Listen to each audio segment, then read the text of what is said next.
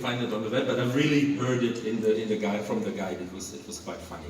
After this, we go to more serious things. In the travel industry, you need to be very well organized. You need to be very alert at any time to respond to any change. Now, my change this morning was I came here and I met Hulya Aslantas, and I asked Hulya Hanım, what is skull? I've never heard of it.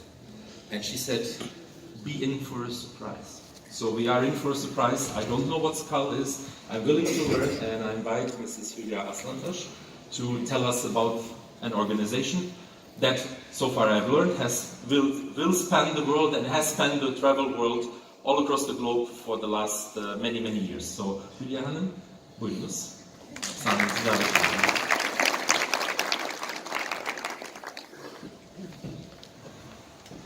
Good morning, everyone. Is my voice okay? Yes.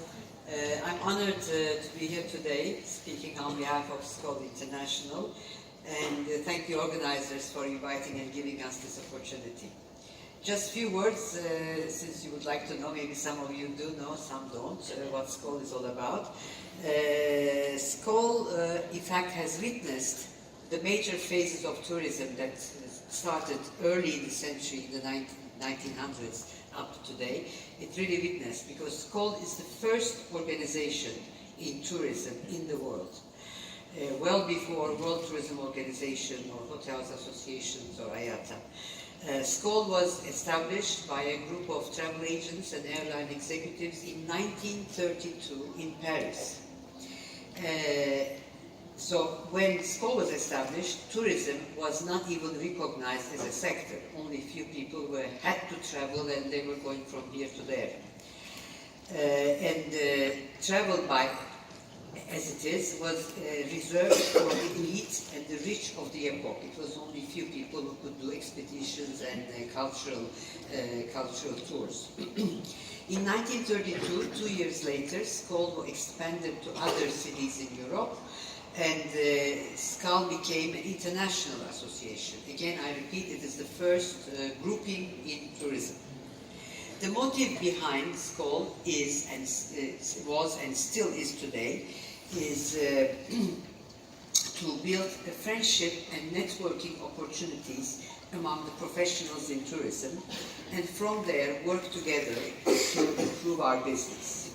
In 86 years, SCOL survived World War II, many significant changes in the world, and challenging times. At its peak in 1970s, SCOL reached 35,000 members in 5 continents, 90 countries, bringing together the executive professionals from all the subsectors of the tourism industry: airlines, hotels, travel agents. Later we added travel schools, travel journalists. Everything connected with travel was under the umbrella, is still today, under the umbrella of SCOL. And SCOL, as it is the only, I must say, the NGO in the world. It's the think tank of world tourism, because we don't represent just one part of tourism profession, but we represent all the branches of tourism.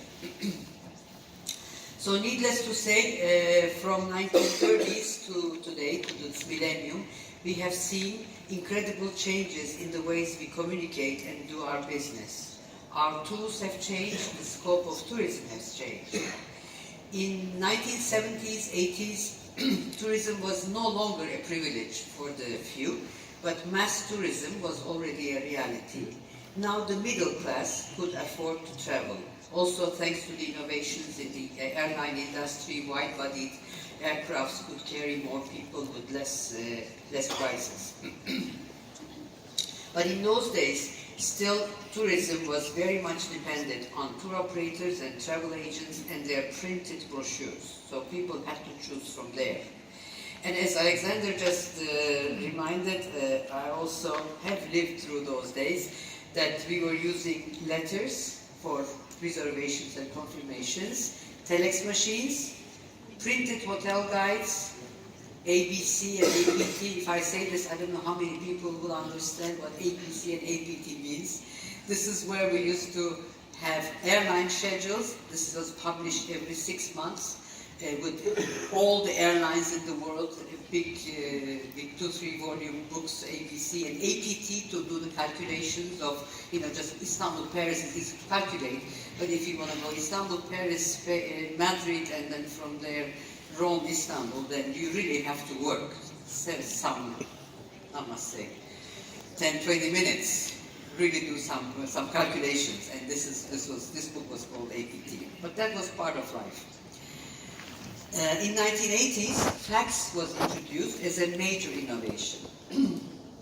But with all these changes and tourism that started growing, increasing numbers, countries started seeing the social and economic benefits of tourism movement, and tourism was recognized slowly by several nations as a major industry that helps local economies and resulting cultural exchange to understanding between the people. After the fall of the Berlin Wall, it was also time for globalization. Now we saw worldwide brands expanding, hotel chains, increases in air transportation, etc. Our world was getting smaller, moving towards becoming a global village. We finally reached the millennium, which came with a major change. With the introduction and widespread use of internet, everything started to change. Websites, emails, online, social media, search engines, Booking.com, Expedia, Airbnb, Uber, WeChat, Amadeus, all these new words are just few to name those phenomenal tools. All these new words have entered into our daily lives. Now, speed is everything. We can travel faster, we can communicate faster. Today there are 5 billion email accounts in the world, 2.5 billion smartphones, 1.5 billion people are on WhatsApp. These are amazing numbers how in the last decade all that has galloped. 2.5 billion people altogether are on Facebook, Instagram, and similar applications. 100 billion messages are sent per day. These are recent figures published by, that I heard from the Facebook CEO. It's incredible. 100 billion messages are being sent per day. We are mobile and smartphone is everything. We entered the digital age. What does that mean? I think we need to forget almost everything we know from the last century. We probably need to change the format of our own human brains to keep pace with all these technological changes. We are already talking about tourism 4.0. Sustainability, social and physical environments all matter. The digital era has brought together another major shift. Now, customers are in the very center and they shape the products. Take the millennials that everyone is talking about. They are the first generation to grow up with the internet and smartphones, and they have set up a new digital standard, but their requirements have spread to other generations, and today it is difficult to tell who is driving the change in consumer behavior. What is true is that millennials are bringing a huge momentum to the travel industry. For this new group, wealth means exciting experiences and new traveling adventures, more than it means luxury or status. So we cannot expect today's travelers to be satisfied to choose from our limited offerings as we used to do in the past, mass groups, tour operator brochures, or even the static web pages. As the world is in the fingertips, they can find anything on social platform in a matter of seconds. This new profile of customers when traveling, they want to live their own experiences and put together a product that is unique for their needs and desire. Therefore, our challenge today is to understand this new reality and be prepared to redefine, anticipate, and serve to the individual client's needs. In that respect, another very important tool that we are using is to understand and analyze the big data, as it's very famous these days. So it's a great source for new ways of improving opportunities and our decision-making and overall performance. In other words, to keep pace with this ever-changing customer and technology landscape, we have to introduce digital into the very heart of almost any business. Digital transformation is no longer nice to have, but it's a must. Finally, I should underline that even our 86-year-old organization, SKOL, has approved a considerable budget at its last General Assembly to start digital transformation on our worldwide network. The strategy will be looking for ways to operate more efficiently, more user-friendly, which will lead to an important cultural change within the organization. We have a stand outside, upstairs, and we would be happy to meet any one of you who would wish to know more about SKOL. I believe today at this summit we will have the opportunity to dig down and dive further into the various facets of this huge transformation we are going through. I would like to sincerely congratulate and thank the organizers and Mr. Gökhan Erdoğan for this fantastic eye-opener initiative.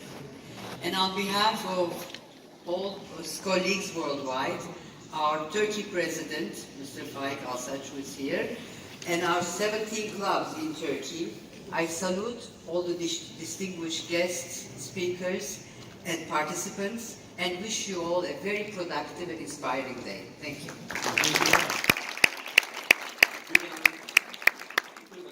Çok teşekkür ediyoruz. So sophisticated. Always interesting to learn. Thank you. We have a Now you know what SKOL is. Yes, I know very well what SKOL is now, and it's an amazing organization spanning international, worldwide. Yes. Very, very good. And 17 chapters in Turkey. 17 chapters in Turkey. Wow. Yes, we are about 1,000 members. Wow. They are all executives, travel and tourism active from all branches. So we represent the Travel power of core Turkey. travel power. Very good. We have a little gift for all of our speakers, which I will mention now. It's from our partners and friends, Uzakrota and Visit Istanbul. What an amazing service for visitors in Istanbul, and everybody appreciates that. I can hear that worldwide on comment pages and everywhere. So thank you very much. It's Thank you. Sign of appreciation. If I may invite our Consul General and Eric for a photo here one more time before we close off the session.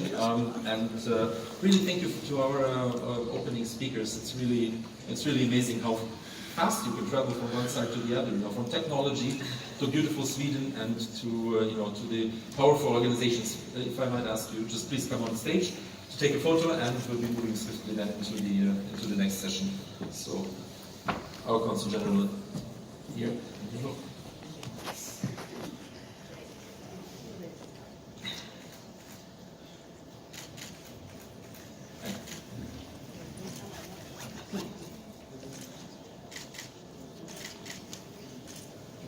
Thank you very much.